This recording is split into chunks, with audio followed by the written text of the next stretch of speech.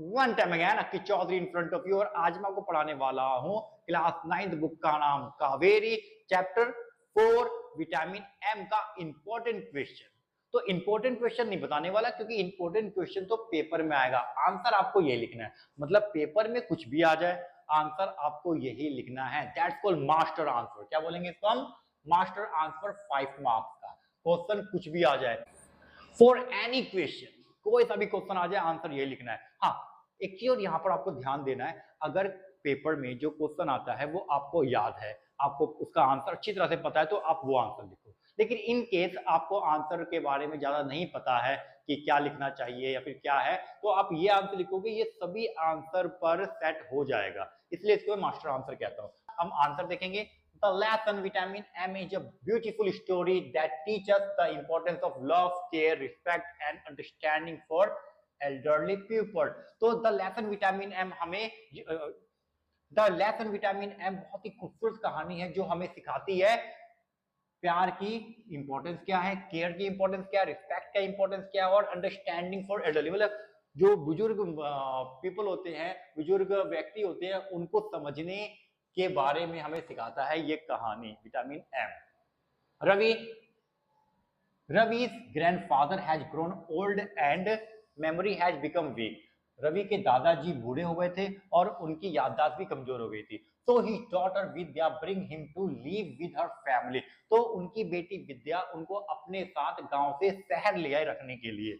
Although grandpa misses his peaceful village, यद्यपि grandpa जो है वो अपनी गांव की लाइफ को मिस करते हैं। He wants to remain independent and does not like treated like a helpless child. He wants to remain independent, वो आजाद रहना चाहते हैं, and does not like being treated like a helpless child. वो नहीं चाहते हैं कि कोई उनको बच्चे की तरह ट्रीट करे। He is not a kid यार, ठीक है, वो दादाजी है, वो बच्चे नहीं है, तो उनको बच्चे की तरह ट्रीट करना उनको पसंद नहीं है। One day grandpa goes out alone, एक दिन ग्रैंडपा अकेले ही निकल जाते हैं, and Ravi secretly follows him to keep him safe, और जो रवि है उनका पीछा करता है उनको सेफ रखने के लिए। ड्यूरिंग द चेज, मतलब जब रवि उनका पीछा करता है उस समय Ravi faces many funny and embarrassing situation, Ravi बहुत ज्यादा फनी और एम्बैरेसिंग मतलब शर्मिंदा होने वाली सिचुएशन को फेस करता है।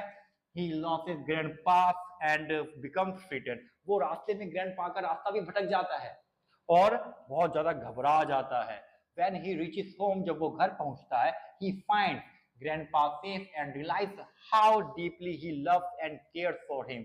जब वो घर पहुंचता है तो देखता है दादाजी सो रहे हैं, वो बिल्कुल ठीक है, तब उसको रियलाइज होता है कि वह अपने दादाजी से कितनी मोहब्बत करता है, उनकी कितनी परवाह करता है। अक्सर ऐसा होता है जब कोई व्यक्ति हमारी जिंदगी से चला जाता है, हमारी जिंदगी आंखों के सामने नहीं रहता है, तब हमें उसके होने का अंदाजा होता है, हमें उसके जाने के बाद उसकी अहमियत का पता चलता है। अक्सर ऐसा होता है। In evening, Grandpa surprises everyone by giving birthday gift to his family and reminds them that love and memory are more valuable than medicine.